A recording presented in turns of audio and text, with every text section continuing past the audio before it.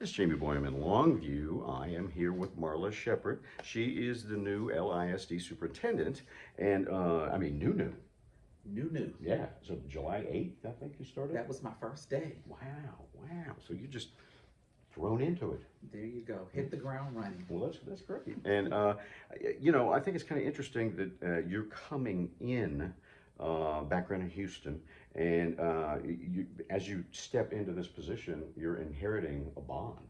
Yes. Thinking about all of the facilities that we're going to have, I am so excited about the new CTE Center.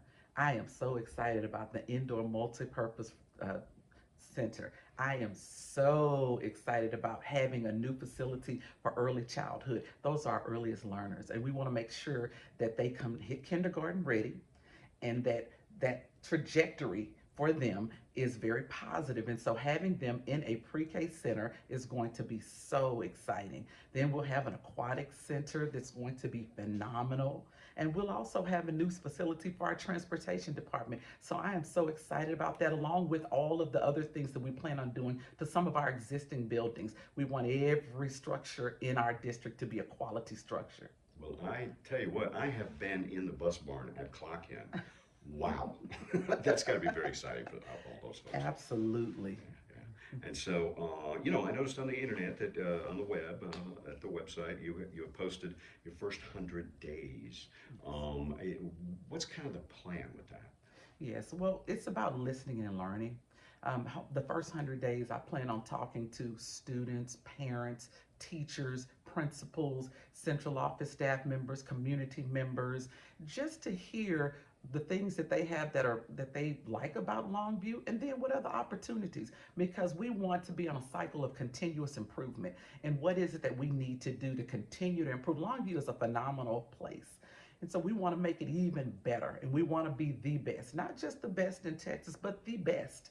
And so I want to hear those things so that our administration can begin putting things together and putting things in place so that we can continue this positive trajectory of Longview. All right. And Yes. you've broken it down into 4 phases, I guess. Yes. Yeah. Mhm.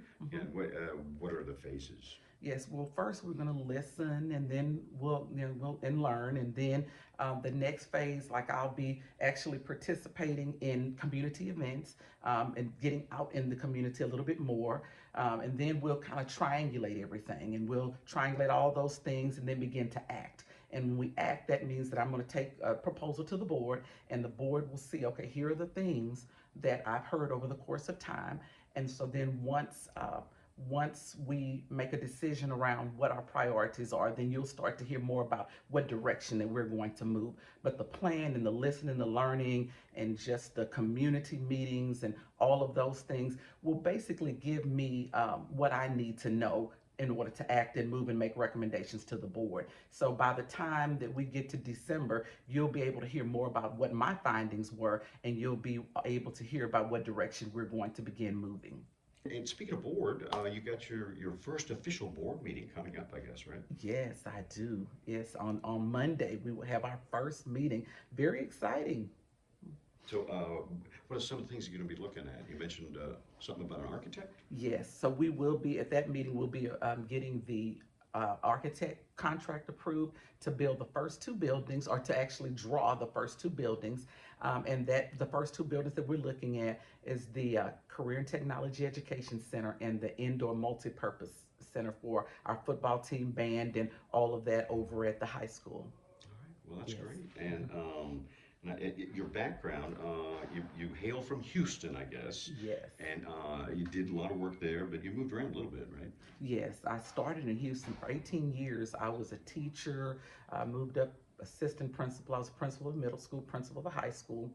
Then moved to Fort Bend ISD, which is a suburb of Houston.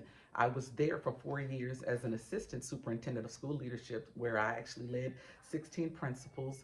And that's where I learned how to lead at the next level and how to lead principals. It's a little bit different than leading a school.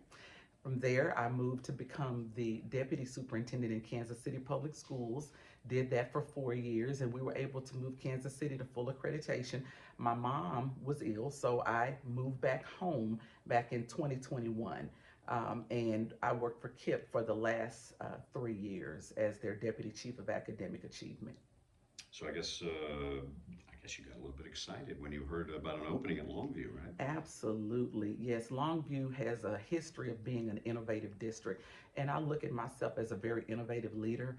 And so when I heard about the opportunity, I had to go for it.